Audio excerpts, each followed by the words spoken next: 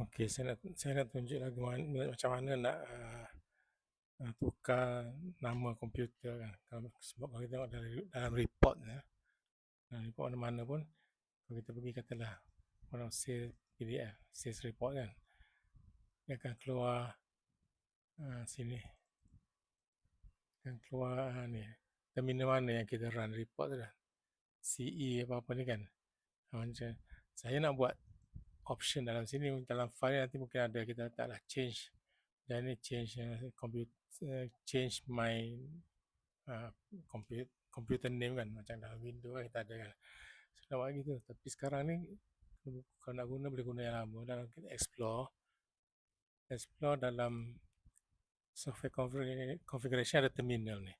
Terminal ni banyak, nak search satu-satu, tapi sebenarnya kalau kita search cepat pun tak apa, kita just scroll down sampai kita nampak dia akan tulis di sini nanti this computer kan. Kita scroll sampai keluar nama dia tu lah. Kita guna arrow down je kan. Dah. Ni ada ni kan. Kata this computer ni, kita tukar nama dia. Sini katalah saya nak letak sini. Dan saya save lah.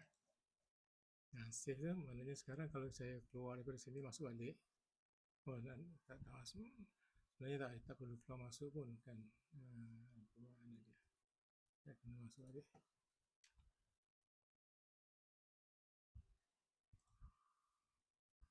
Masuk balik.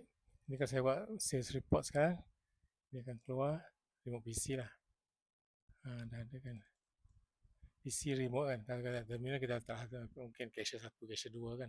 PC dia. Okey, buat masa ni itu je lah cara dia. Mungkin dalam besok ataupun lusa saya akan update lah. Ya, di mana sistem tu akan ada name list komputer. Sebab nanti kalau buat macam kita buat macam report kan, shift report ni, view shift ni. Shift report ni dia akan keluar sekarang yang PC remote lah. Kalau tidak dia keluar nombor tu lah, nombor yang panjang-panjang tu kita pun tak susah nak tahu kan PC mana. Okey, terima kasih. Assalamualaikum.